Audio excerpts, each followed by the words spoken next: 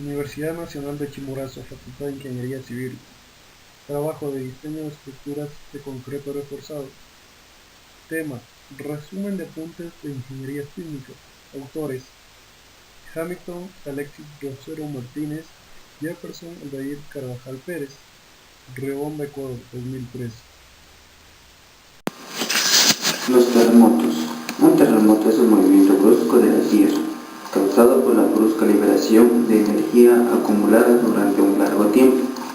La corteza de la Tierra está conformada por una docena de placas de aproximadamente 70 kilómetros de grosor, cada una con diferentes características físicas y químicas. Placas tectónicas se están acomodando en un proceso que lleva millones de años y han ido dando la forma que hoy conocemos a la superficie de nuestro planeta, originando los continentes y los relieves geográficos, en un proceso que está lejos de completarse. Habitualmente estos movimientos son lentos e imperceptibles, pero en algunos casos estas placas chocan entre sí como gigantescos témpanos de tierra sobre un océano de magma presente en las profundidades de la Tierra, impidiendo su desplazamiento.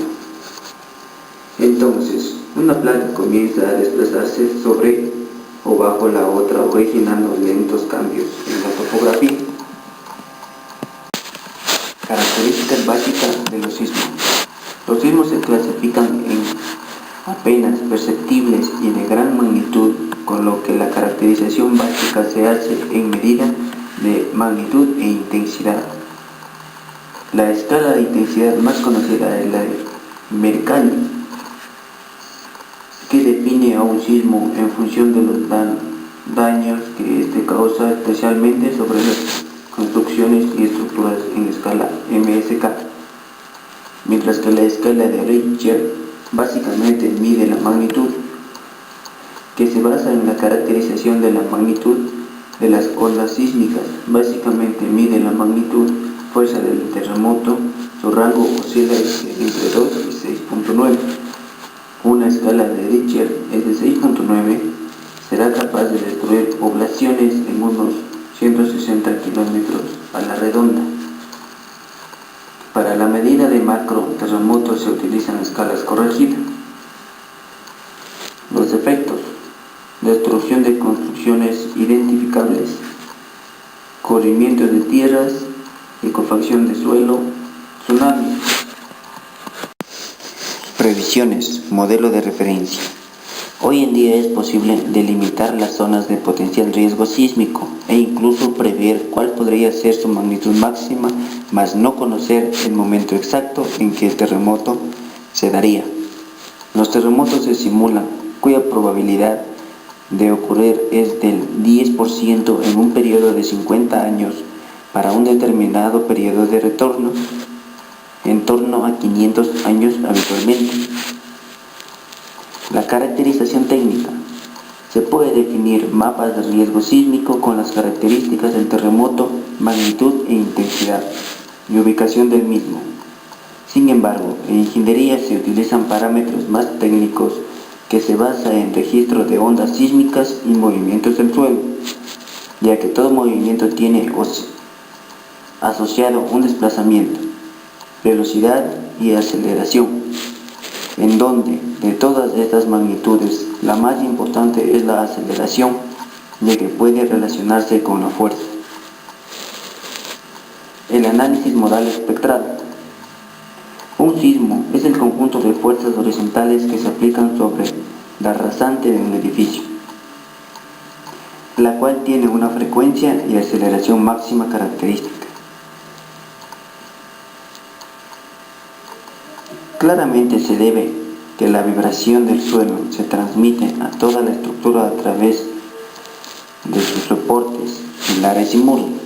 Es decir, podríamos simplificar todo el sistema suponiendo que un sismo genera fuerzas horizontales en los forjados o pórticos de la estructura de magnitud determinada. En esencia, conseguimos una vibración del suelo, un conjunto de fuerzas horizontales que se aplican sobre la rasante de un edificio.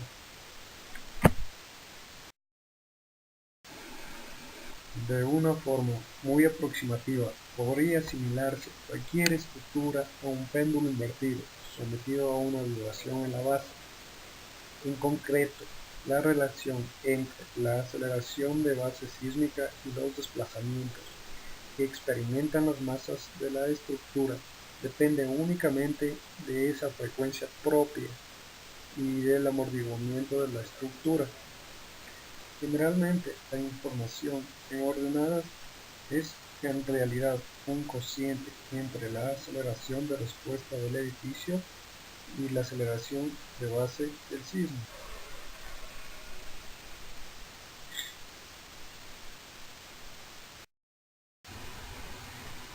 Todas las estructuras, incluso las de hormigón armado, son elásticas, es decir, pueden deformarse y moverse recuperando después de la posición inicial.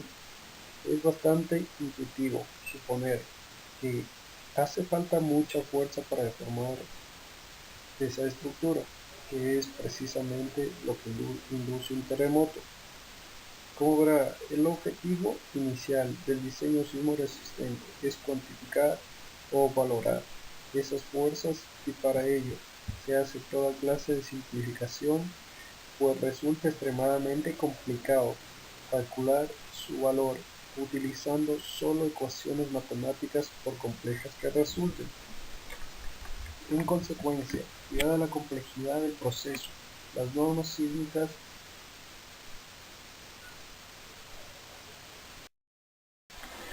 Bueno, aquí tenemos dos gráficas, en las cuales dice que la primera es la gráfica de la aceleración del edificio, aceleración del sismo. Generalmente la información en ordenadas es una realidad y un constante entre la aceleración de la fuerza del edificio y la aceleración de base del sismo. La segunda gráfica que tenemos es de la aceleración del periodo, que se basa en una norma española de la NCSE 2002, que es para periodos naturales. Salta a la vista que las estructuras de menor periodo natural, estructuras muy rígidas, apenas se modifica el valor de su aceleración sísmica.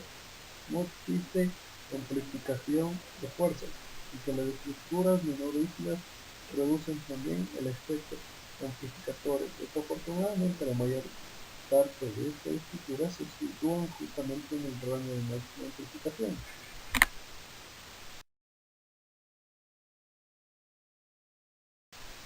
La estructura.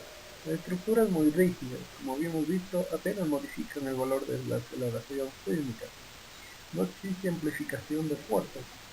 En las estructuras menos rígidas reducen también el efecto amplificatorio. El resultado es una deformación o modificaciones de la forma del espectro que generalmente suponen un incremento del efecto amplificatorio del sismo en la estructura.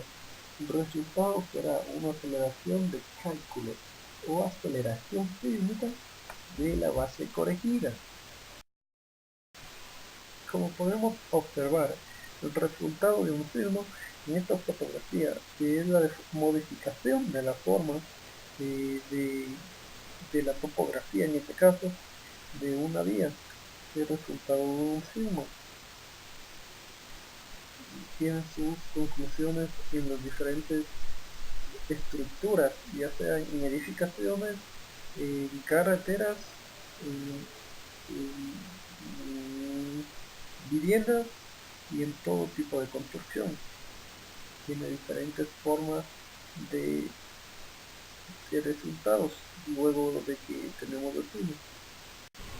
En este caso, hablaremos de la frecuencia propia o natural del edificio. En realidad, las estructuras son tridimensionales y pueden desplazarse o deformarse en las tres direcciones del espacio, grados de libertad, además de poder girar respecto a sí mismo, con varios ejes de rotaciones diferentes. Existen varios modos y formas de lo que la estructura puede vibrar o oscilar frente a una excitación sísmica. Al final, resultará una hipótesis de cálculo de sismo en dirección X y otra en dirección Y, que se combinarán al resto de las fuerzas actuantes en la estructura gravitatoria, sobrecargas para el cálculo de la estructura. En resumen, una de las conclusiones que podríamos citar como ejemplo es que los edificios altos de mayor altura natural son más apropiados en emplazamientos de sus suelos blandos y alejados de las fallas o epicentros de los mismos, y así porque tales condiciones un terremoto llega al edificio atenuando por la distancia y con bajas velocidades de propagación, es decir, con periodos de vibración bajos o alejados del natural del edificio, lo que evita el riesgo de entrada en resonancia de la estructura o amplificación del valor de la aceleración sísmica. Si se tienen en cuenta los dos efectos de segundo orden, aparecen esfuerzos adicionales no previstos sobre las cargas de pilares para que lo que puedan no estar preparados y den lugar a su rotura. No limite el desplazamiento horizontal máximo de un edificio. Por el contrario, un edificio rígido apenas se deformará frente a la acción del sismo. Cuando afecte el terremoto, el edificio quedará intacto, pero además el edificio debe presentar un rango plástico muy útil que le permita soportar sismos de gran magnitud.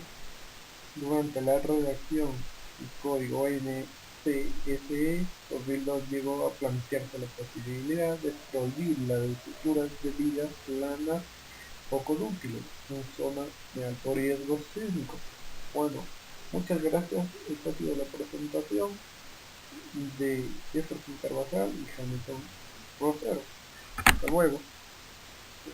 Por el contrario, como podemos observar, aquí tenemos una gráfica en la cual tenemos los diferentes eh, grados de elasticidad que tiene nuestra estructura. Están calificados de la zona elástica, zona elástica plástica y zona inelástica, que quiere decir que una vez pasada la zona, estas tres zonas ya no, el edificio no regresa a su estado original, o sea que ya sufre rotura, produciendo caos y destrozos en toda la ciudad debido a la fuerte carga sísmica. La ductibilidad. Vamos a hablar de la ductibilidad. Es un cociente que representa la capacidad de una estructura para absorber energía sísmica en el rango plástico. Puede adoptar valores de 1 sin ductibilidad hasta 4 muy dúctil. Internamente explicarme el siguiente modo.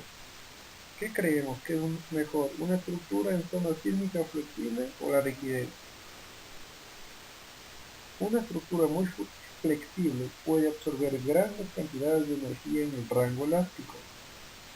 Como inconveniente, la estructura se deformará en exceso, tanto que incluso el edificio puede golpear al ubicado en su inmediata vecindad o ser golpeado por esto. Y no solo